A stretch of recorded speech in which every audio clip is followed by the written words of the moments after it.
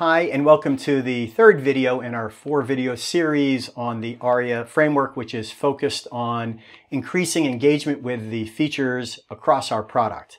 In this video, we'll talk about the introduce step. For context, the ARIA Framework has 4 different principles. The first is analyze, the second is reduce, third is introduce, and the fourth is assist. There's also an implicit 5th step of repeat to remind you that you can't just go through these once. We're constantly going through them and testing new ideas and seeing what impact we can have.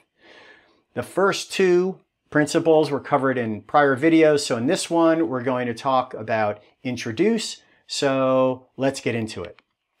When we're talking about introduce, we're really talking about this notion of inboarding, which is effectively onboarding, but just for an individual feature within a product. And there are 3 main things you want to do when you're focusing on inboarding for a feature. One is you want to make sure we're raising awareness that the feature exists. Second, we want to show users how to use the feature. And third, we want to motivate them and educate them on why they should use the feature to increase their engagement with it. There are 4 different areas that you want to focus on regarding inboarding and this introduce step. And the first one is to increase the user's awareness of the feature in context. And what I mean by in context is introducing the feature at a time when the user is most likely to want to use it. So some of the ways you can do this, visually highlighting a feature. And an example of how we do that is the red dots on our KPIs.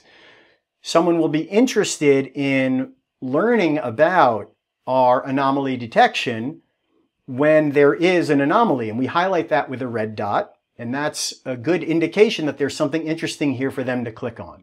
If you want to be a little more aggressive, you can use a pulsing hotspot. This is something you may want to use if it's very important and it's the very first time they've ever used a feature to really bring attention to it. Some other examples of how you can introduce a feature in context is to introduce it when it's related to another feature that they're using. So for example, pinning. If the user has saved several answers but has never pinned anything to a live board, after saving one, you could suggest to them that they might want to add it to a live board and explain what this process of pinning is. Or for monitor. After a user adds a KPI to their watch list, that's a very strong signal for us that they're really interested in that KPI. And you can ask them if they'd like to monitor movement in that KPI. And it doesn't have to be a pop-up that suggests it. It could just be another option in that process that they're adding it to their watch list. And do they also want to create a monitor alert for it? Another example. For mobile, after someone has created an alert, you can suggest that they download the mobile app if they haven't already, because this gives them an ability to track that KPI and get alerts from the monitor alert on the go. The second thing you want to focus on is explaining how to use the feature. There are some pretty well-known techniques that people use here, such as tooltips, which tend to be lightweight, or a modal, which tends to be a little more heavyweight but conveys more information if necessary. And then you can even go through full walkthroughs where you're giving them step-by-step guidance on how to do something. And which one you choose will depend on the feature that you're introducing.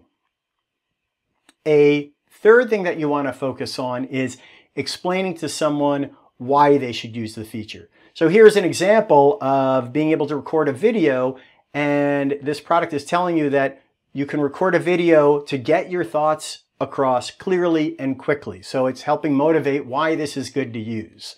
So for us, some examples could be during worksheet creation. Maybe we want to explain to the user that the reason you want to create a worksheet is because it gets your data ready for natural language search.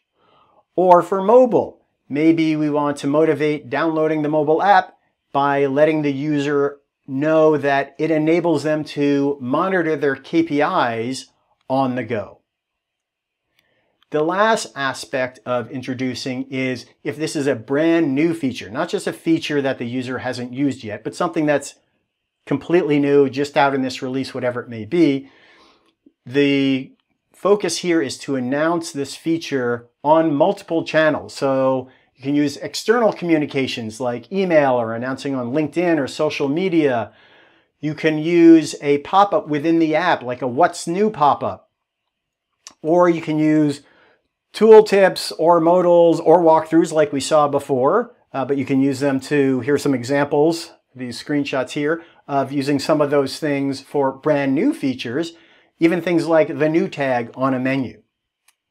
So these are things that are related to introduce for the ARIA framework. If you want more examples and to read more about the framework, click on the link below. If you have any comments or questions, please let me know.